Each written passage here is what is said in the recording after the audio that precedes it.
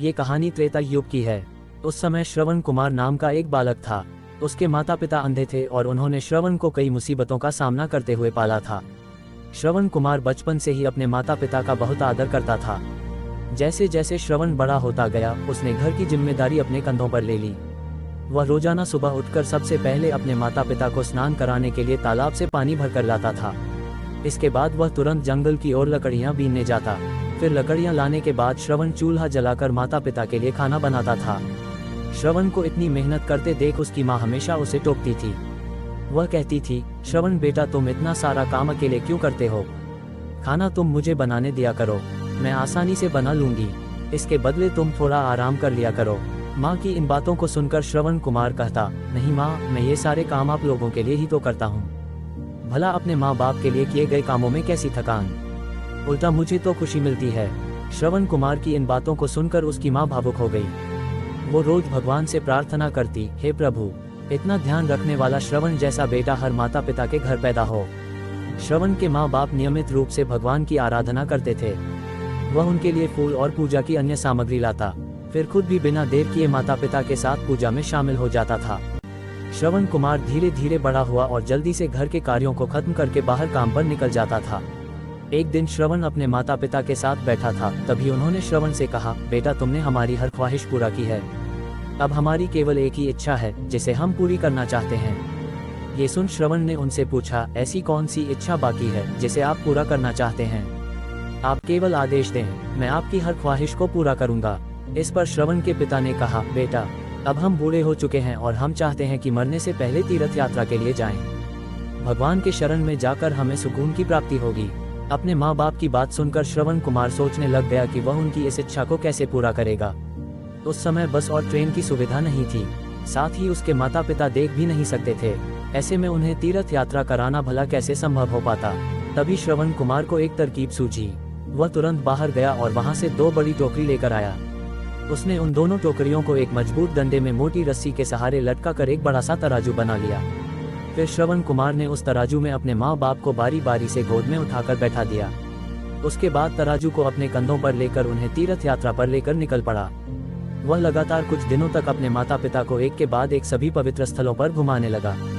इस दौरान श्रवण कुमार ने अपने माता पिता को प्रयाग से लेकर काशी तक के दर्शन कराए।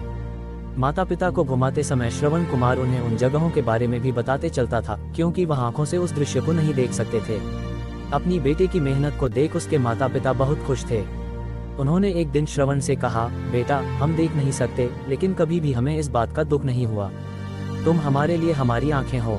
तुमने हमें जिस तरह सारे पवित्र स्थानों की कथा सुनाकर उनके दर्शन कराए हैं, ऐसा लगता है जैसे कि हमने सच में प्रभु के दर्शन अपनी आंखों से किया हो। अपनी माता पिता की बातें सुनकर श्रवण ने कहा, आप लोग ऐसी बातें न करें। बच्चों के लिए माता पिता कभी भी बोझ नहीं होते, ये तो बच्चों का धर्म होता है। एक दिन श्रवण कुमार आराम करने के लिए अयोध्या के पास अपने माता पिता के साथ रुका। तभी उसकी माँ ने पानी पीने की इच्छा जताई। श्रवण को पास में ही एक नदी दिखाई दी। उसने अपने माता पिता से कहा, आप दोनों यहाँ आराम करें, मैं आप लोगों के लिए अभी पानी लेकर आता हूँ। नदी के पास पहुंचकर श्रवण कुमार कमंडल में पानी भरने लगा। उसी जंगल में अयोध्या के राजा दशरथ भी शिकार के लिए पहुंचे थे। पानी में हलचल की आवाज सुनकर उन्हें लगा कि कोई जानवर पानी पीने आया है। उन्होंने बिना देखे केवल ध्वनि सुनकर ही अपना तीर चला दिया। दुर्भाग्य से वह सीधे श्रवण कुमार को लग गया। तीर लगते ही वह चीख पड़ा। इसके बाद राजा दशरथ जब अपने शिकार को देखने पहुंचे तो वहां श्रवण था। वो तुरंत श्रवण कुमार के नजदीक पहुंचे और कहा, मुझसे बहुत बड़ी भूल हो गई, मुझे माफ कर दीजिए। मुझे बिल्कुल नहीं पता था कि यहाँ कोई मानव होगा। मैं इस गलती का पश्चाताप करने के लिए क्या करूं कि तुम मुझे माफ कर दो। तभी करहाते हुए श्रवण कुमार ने कहा, यहाँ से थोड़ी ही दूर जंगल में मेरे माता पिता बैठे हैं, उन्हें काफी प्यास लगी है। आप उन तक ये पानी पहुँचा दीजिए और मेरे बारे में उन्हें कुछ भी न बताएं। इतना कहते कहते श्रवण कुमार की सांसें रुक गईं। श्रवण कुमार की मौत से राजा दशरथ सुन्न पड़ गए। किसी तरह वो श्रवण कुमार के बताए अनुसार जल लेकर उसके माता पिता के पास पहुँचे। श्रवण के माता पिता अपने बेटे की आहट को बखूबी पहचानते थे। जब राजा दशरथ उनके करीब पहुंचे तो उन्होंने आश्चर्य से पूछा, तुम कौन हो और हमारे श्रवण को क्या हुआ? वह क्यों नहीं आया? राजा दशरथ उनके सवालों का जवाब नहीं दे पाए। उन्होंने चुपचाप पानी उनकी तरफ बढ़ा दिया। तभी श्रवण की मां ने चिंतित स्वर में जोर से कहा, तुम कौन हो और मेरा बेटा कहाँ है, ये बताते क्यों नहीं हो? श्रवण की मां की चिंता देखकर राजा दशरथ ने कहा, मां मुझे माफ कर दीजिए, शिकार करने के लिए मैंने जो तीर चलाया था वो सीधे आपके बेटे श्रवण को जा लगा। उसने मुझे आप लोगों के बारे में बताया, इसलिए मैं यहाँ पानी लेकर चला आया। इतना कहकर राजा दशरथ चुप हो गए। राजा दशरथ की बात सुनकर श्रवण की माँ जोर जोर से रोने लगी।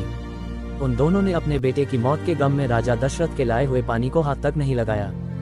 श्रवण के पिता ने तभी राजा दशरथ को पुत्र वियोग का श्राप दे दिया। कुछ ही देर बाद श्रवण के माता पिता ने अपने प्राण त्याग दिए। बताया जाता है कि श्रवण कुमार के पिता के श्राप के परिणामस्वरूप ही राजा दशरथ को अपने पुत्र राम से दूर रहने पड़ा था। राजा दशरथ के इस श्राप को पूरा करने के लिए ही भगवान राम को 14 वर्षों का वनवास हुआ, जिसका माध्यम दशरथ की पत्नी कैकेयी बनी। श्रवण के पिता की ही तरह राजा दशरथ भी अपने बेटे से दूरी को बर्दाश्त नहीं कर पाए और उन्होंने अपने प्राण त्याग दिए। कहानी से सीख हर बच्चे को अपने माता पिता की सेवा श्रवण कुमार की तरह ही निस्वार्थ भाव से करनी चाहिए। यही उनका सबसे बड़ा कर्तव्य है।